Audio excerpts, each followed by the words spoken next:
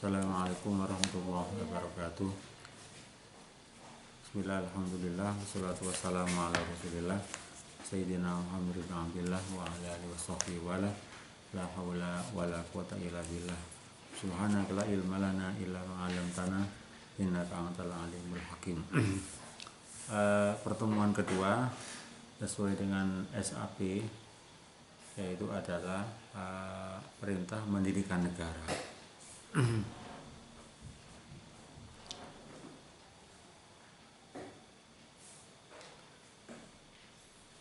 Kewajiban mendirikan negara. Sebelum membahas tentang lebih jauh, ya, kita akan melihat bagaimana sebenarnya konsep negara. Apakah di dalam literatur ya, referensi Al-Quran ataupun hadis, ya, ditemukan tentang perintah untuk mendirikan sebuah negara, ya. Apakah ada landasan secara teologis tentang kewajiban untuk mendirikan negara, ya. Dalam bukunya Hukum Tata Negara, Pergantian Kepala Negara, Perspektif Siasa Islamiyah dan Konstitusi Negara RI, ya, ada sebuah buku ditulis oleh Farhani MH, ya, Hukum Tata Negara. Disebutkan bahwa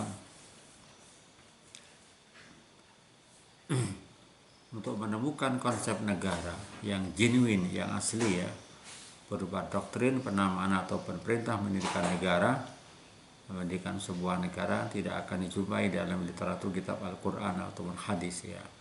Akan tetapi ditemukan di dalam Al-Quran ataupun hadis organ-organ, ya, atau bagian-bagian dalam Al-Quran hadis banyak dijumpai.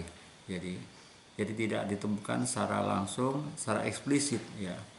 Tetapi di sana ditemukan berbagai macam organ-organ daripada sebuah negara dengan memunculkan beberapa terminologi. Antara lain adalah al-ummah, ya. Ada ulil amri, namanya al-qanun, al-hukmu, ya, al-jamaah, al-bai'ah, al-khilafah dan lain sebagainya, ya. Dari semua itu, ya, memungkinkan, ya, yang memungkinkan dianggapnya sebagai sebuah embrio atau organ dari sebuah negara yang tertuang di dalam Al-Quran ataupun As-Sunnah, ya. Sehingga tidak muncul lagi sebuah keraguan secara konseptual bahwa negara dan pemerintahan dalam Islam sungguh nyata adanya, ya. Itu adalah hal-hal yang terkait dengan bahasan kita adalah perintah untuk mendirikan negara, ya. Nah, di dalam Al-Quran kita temukan beberapa istilah-istilah organ-organ daripada negara. Antara lain adalah terminologi tentang namanya al-ummah, ya.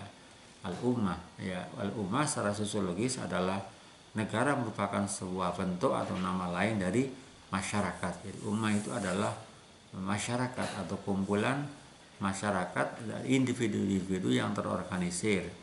Itulah yang mungkin diistilahkan secara, ya, terminologi dengan istilah namanya al-ummah, ya. Pertama, di dalam Al-Quran ditemukan istilah umat sebanyak 64 kali dalam 24 surat, ya. Itu dalam Al-Quran. Jadi ada organ-organ dan negara yang muncul istilah namanya al-ummah. Yang kedua, istilah ummah termaktub dalam Piagam Madinah yang dianggap sebagai konstitusi modern pertama di dunia, ya. Kemudian muncul persoalan adalah bagaimana tafsir dari kata-kata ummah itu dari para peneliti, ya. Ada yang mengatakan sebagai political society, ya. Ada yang menyebutkan istilah namanya religious society, ya.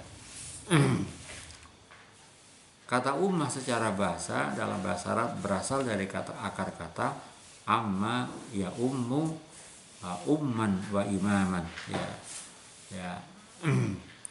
Ya, yang berarti menuju, ya. Amma ya ummu itu berarti menuju, menupu atau meneladani. Dari akar kata yang sama lahir dari kata lain ya, al-um artinya ibu, ya, atau imam. Al-amma ya ummu amman wa imaman, ya, pemimpin, ya. karena keduanya menjadi teladan, tumpuan pandangan dan harapan anggota masyarakat. Kata ummah diserap dari dalam bahasa Indonesia menjadi sebuah umat, ya. Dalam kamus bahasa Indonesia disebutkan bahwa makna umat adalah penganut, ya, para penganut atau pengikut suatu agama dan makhluk manusia, ya. Ada pula yang mengartikan bahwa umat itu adalah bangsa, nation, ya. Ada pula yang maknanya sebagai negara. Ini adalah hal-hal yang secara implisit, ya, terkait dengan persoalan kewajiban mendirikan negara. Dalam kitab Ar-Raghib Al-Asfahani dalam Mufradatil Quran, Mufradat fi Gharibil Quran disebutkan kata ummah sebagai sebuah kelompok yang dihimpun oleh sesuatu seperti agama, waktu, tempat yang sama, ya. Itu menurut Ar-Raghib Al-Asfahani, ya. Kemudian kalau kembali pada merujuk pada dalil nakli baik Al-Quran ataupun hadis, kata ummah tidak hanya ditujukan kepada sekumpulan manusia, tapi juga sekumpulan kelompok binatang atau berkumpulnya sifat-sifat yang terpuji dalam diri orang juga dikatakan namanya ummah, ya. Itu menurut penuturan Quraisy Shihab dalam bukunya, ya. Allah menyebutkan di dalam surat Al-An'am, wa ma min dabatin fil ardi wala ta'irin yatiru bijanahi illa umamun amsalukum ma fararna fil kitabi min syai'. Dan tiadalah binatang-binatang yang ada di bumi ini dan burung-burung yang terbang wala ta'irin yatiru dengan kedua sayapnya illa umamun, melainkan mereka adalah umat-umat juga seperti kamu. Tidak adalah kami alpakan meninggalkan di dalam Al-Quran sesuatu apapun, kemudian kepada Tuhanlah mereka dikumpulkan. Ini makna umat. Ada hadis yang mengatakan an-namlatu ummatu minal umam, semut adalah merupakan umat dari umat-umat Tuhan, ya. Hadis riwayat Muslim. Kemudian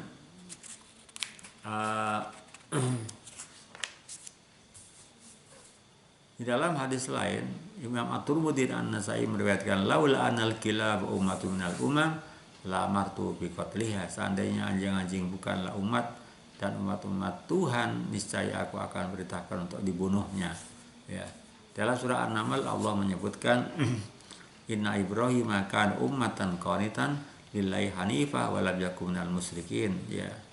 Jadi sesungguhnya Ibrahim adalah seorang imam yang dapat dijadikan teladan, lagi patuh kepada Allah Ta'ala dan hanif, dan sekali-kali bukanlah dia termasuk orang-orang yang mempersekutukan Allah Ta'ala.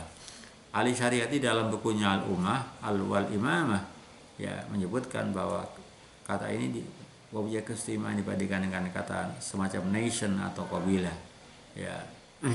Imam Asyariati mendefinisikan ummah dalam konteks sosiologis adalah sebagai himpunan manusia yang seluruh anggotanya bersama-sama mendirikan menuju satu arah, bahu-bahu dan bergerak di mana secara dinamis di bawah kepemimpinan bersama, ya.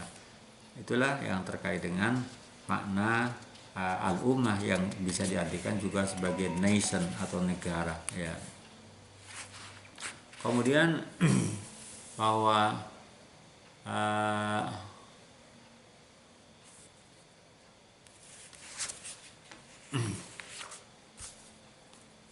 dalam Al-Quran ataupun Al-Hadis, ya, dalam Al-Quran dalam Al-Hadis tidak membicarakan, Al-Quran dan Hadis tidak membicarakan perintah mendirikan negara dan bentuk negara, tetapi prinsip-prinsip kehidupan bernegara dan instrumen negara banyak dibicarakan di dalam dibicarakan dalam puluhan ayat Al-Quran, ya. Jadi tidak ada perintah dalam Al-Quran dan Hadis tidak dibicarakan perintah mendirikan negara dan bentuk negaranya, tapi prinsip-prinsip kehidupan bernegara dan instrumen negara itu banyak dibicarakan di dalam puluhan ayat Al-Quran ataupun hadis, ya.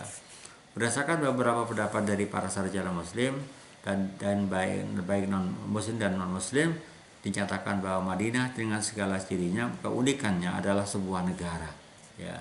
Karena di sana ada 4 syarat pokok berdirinya sebuah negara di dalam negara Madinah, yaitu pertama adalah adanya pemerintahan. Madinah memiliki pemerintahan dengan pimpinan tertinggi Rasulullah SAW. Nabi Muhammad mengangkat dirinya, mendeklarasikan dirinya sebagai pemimpin dengan mengirimkan berbagai macam utusan ke negara-negara yang lain. Yang kedua adalah adanya wilayah. Wilayah negara Madinah adalah Madinah dan sekitarnya. Ketiga adalah adanya warga negaranya adalah kaum muslimin, kaum Yazid dan pemeluk agama yang lain di bawah yang hidup di wilayah Madinah. Yang keempat adalah adanya pengakuan dari negara lain. Madinah mengirimkan utusan-utusan dan menerima utusan dari beberapa negara lain. Ini adalah makna terkait dengan masalah negara, tentang apakah mendirikan negara itu sebuah kewajiban ya. Kemudian kalau kita lihat di dalam beberapa hadis ya yang terkait dengan kewajiban untuk mendirikan negara, ada beberapa hadis yang diriwayatkan oleh Imam Muslim. Antara lain pertama hadis yang bersumber dari Nafi. An-Nafi'in qala ja'a Abdullah ibnu Umar ila Abdullah ibni Muti hina kana min amril kharrah ya. Maka zamanan Yazid ibni Muawiyah. Dari Nafi ia berkata, Abdullah bin Umar telah mendatangi Abdullah bin Muti ketika masa panas ya, min amril kharati, pada masa panas pemerintahan Yazid bin Muawiyah. Jadi Yazid bin Muawiyah ini adalah Bani Umayyah ya. Abdullah bin Muti memberikan bantal untuk Abu Abdurrahman ya. Wa kana faqala itrahu li Abi Abdurrahman wisadatan ya. Faqala inni lam adika li ajlisa ya. Lalu Abdullah bin Umar berkata, aku datang bukan untuk duduk ya, aku datang kepadamu untuk menyampaikan sebuah hadis ya. In ataituka li uhadditsaka hadisan, untuk menyampaikan sebuah hadis yang aku dengar min Rasulillah, sami'tu Rasulullah SAW yaqul, bersabda Rasulullah, aku mendengar Rasulullah SAW bersabda, man khala'a yada, sami'tu Rasulullah SAW yaqul, man khala'a yadan min ta'atin, barang siapa yang melepaskan tangannya dari ketaatan kepada Allah, laki Allah yaumal kiamati la hujjata lahu ya, maka niscaya akan menemukan Allah di hari kiamat dengan tanpa alasan. Man khala'a yada min yadan min ta'atin laki Allah yaumal kiamati la hujjata lahu, dia akan bertemu dengan Allah dengan tanpa alasan. Wa man mata wa laisa fi unuqi bai'atun, dan barang siapa yang meninggal sedangkan di lehernya tidak ada bai'at ya, artinya bai'at kepada kepala khalifah ya, mata mitatan jahiliyatan, maka orang itu akan mati dalam keadaan mati jahiliyah. Ini adalah hadis yang pertama. Hadis yang kedua adalah hadis yang bersumber dari Abi Hurairah. Wa Nabi radhiyallahu anhu sallam qala innamal imamu junnatun. Abi Hurairah meriwayatkan sebuah hadis, Nabi mengatakan innamal imamu, sesungguhnya imam, seorang kepala negara, seorang khalifah ya, itu adalah junnah, bagaikan perisai, yuqatalu min waraihi ya, dari belakangnya umat berperang ya. Wa yattaqwa bihi, dan dengannya umat berlindung. Fa in amara bi taqwallah, apabila presiden atau imam itu memerintahkan bertakwa kepada Ta'ala, wa adala, dan dia bersikap adil, kana lahu bitalika ajrun, maka dengan sikap perintah untuk bertakwa kepada Allah dan berbuat adil itu adalah merupakan mendapatkan nilai pahala. Wa idh ya'muru bi ghairihi, apabila seorang kepala negara, seorang presiden memerintahkan di luar kerangka itu, kana alaihi minhu, maka dia akan mendapatkan dosa ya, dari tindakan yang tidak memerintahkan untuk bertakwa kepada Allah Ta'ala dan untuk berbuat adil ya. Ini adalah hadis yang kedua. Hadis yang ketiga adalah hal-hal yang terkait dengan pendirian, kewajiban untuk mendirikan negara. adalah hadis yang bersumber dari Abi Hazim qala qa'atu Abu Hurairah, ya. Dari Abu Hazim ia berkata, qa'atu aku telah menjadi teman duduk Abu Hurairah khamsa sinin selama dalam kurun waktu 5 tahun. Wasami itu aku mendengar, ya, aku mendengarnya Abu Hurairah yuhaddisu menceritakan sebuah hadis dari Rasulullah SAW. Qala kanat banu Israila tasusum al-anbiya, ya. Beliau pernah bersabda, dahulu para nabi yang mengurus adalah Bani Israel, ya. Ya, yasusuhum al-anbiya kullama laka nabiyyun khalfahu, ya, kullama nabiyyun khalafahu. Ya, apabila wafat seorang nabi diutuslah nabi berikutnya. Wa innahu la nabiyya ba'di, tetapi tidak ada lagi nabi setelahku, ya. Wa satakunu khulafa'un fataksuru, ya. Dan akan ada para khalifah, ya, dan jumlahnya akan banyak. Faqalu, para sahabat bertanya, ya, wa madza ta'muruna, apa yang kau perintahkan kepada kami?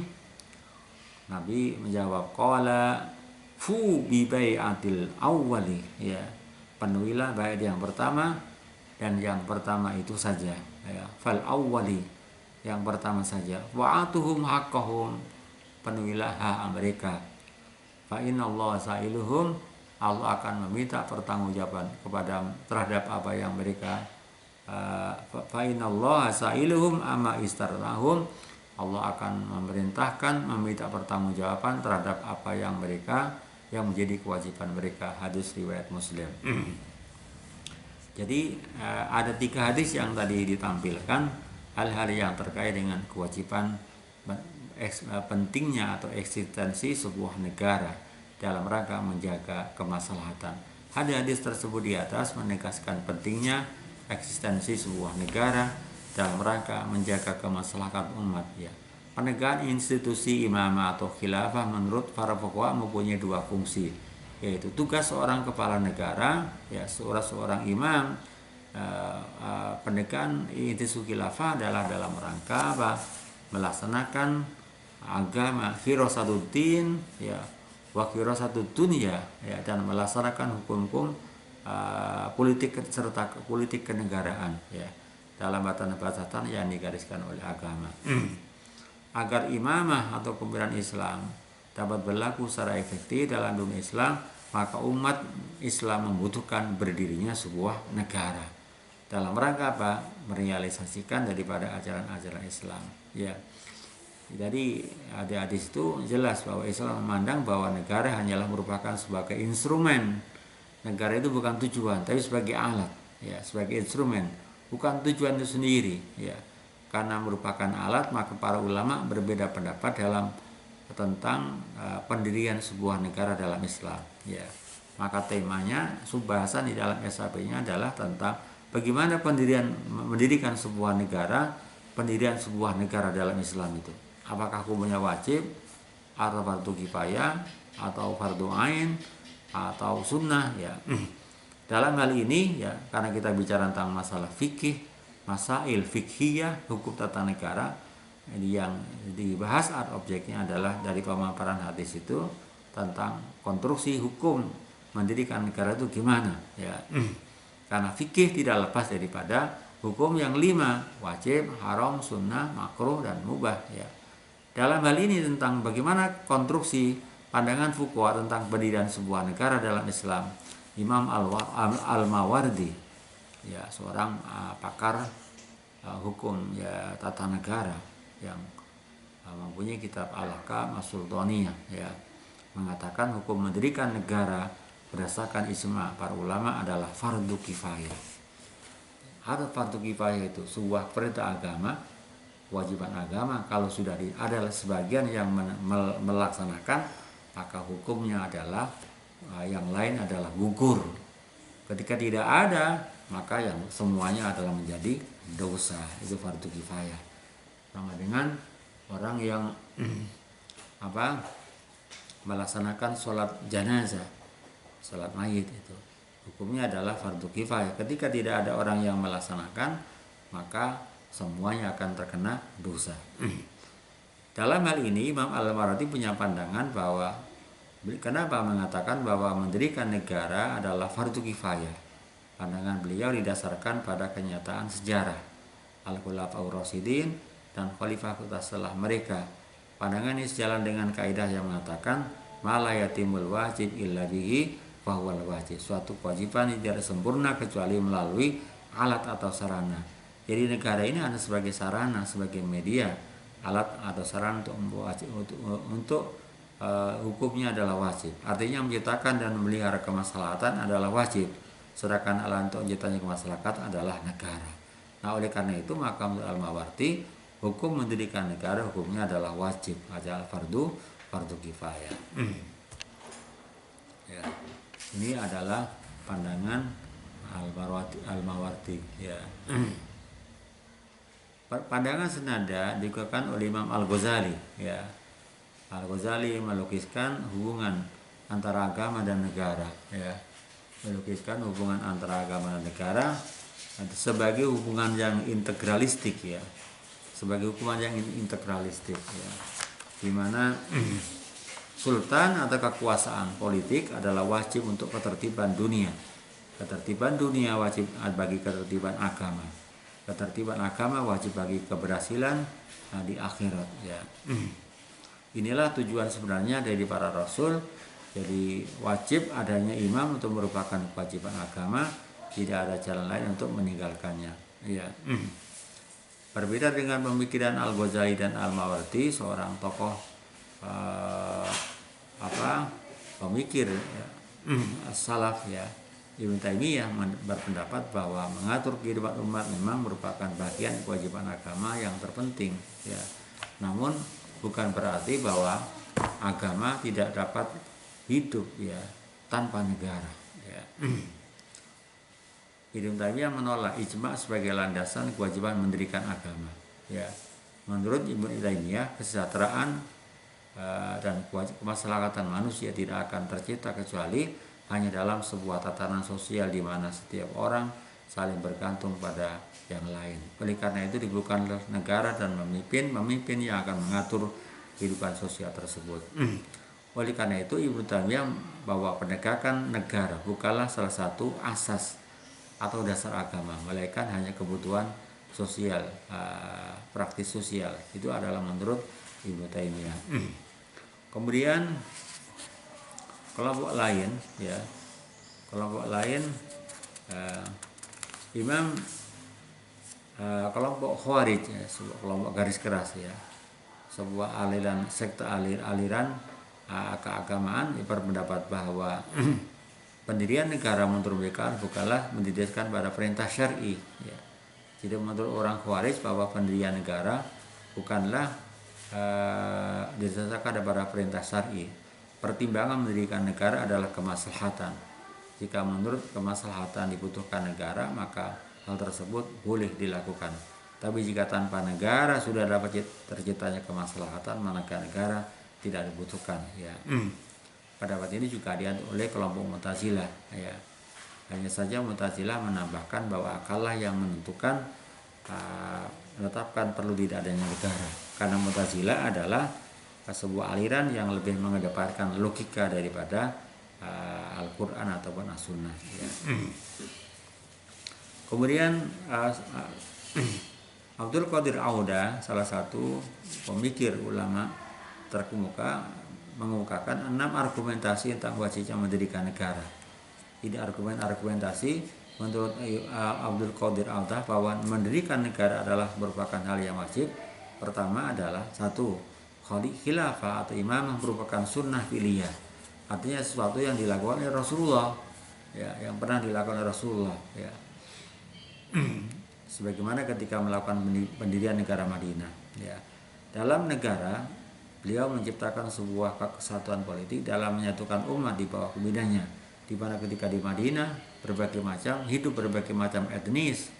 Ya, ada kabilah, ya, orang Yahudi, Bani Nadir, Qainuqa, dan juga umat Islam, sahabat Ansor dan Muhajirin.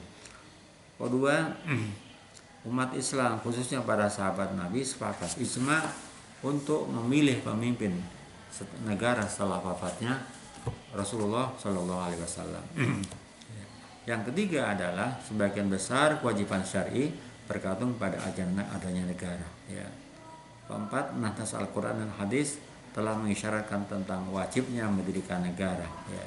Dalam surat An-Nisa, ya, Allah menyebutkan ayat 59, atiullah wa atir rasul wal amri minkum. Di sini ada bahasa-bahasa yang secara menunjukkan adanya organ-organ yang terkait dengan berdirinya negara. Ya. Ada ulil amri. Ya. Juga hadis yang mengatakan bahwa orang Muslim yang mati tidak membaiat imam maka matinya dalam keadaan jahiliyah. Ya. Ini adalah beberapa argumentasi daripada Abdul Qadir Autan tentang wajibnya mendirikan sebuah negara. Kemudian Abdul Qadir Autan menjelaskan bahwa tujuan pendirian negara tidak lepas dari tujuan yang hendak dicapai oleh umat Islam, yaitu kebahagiaan di dunia dan keselamatan akhirat. Karena tujuan itu tidak mungkin dicapai hanya secara pribadi saja. Maka Islam menekankan pentingnya pendirian negara sebagai sarana untuk memperoleh tujuan daripada tersebut.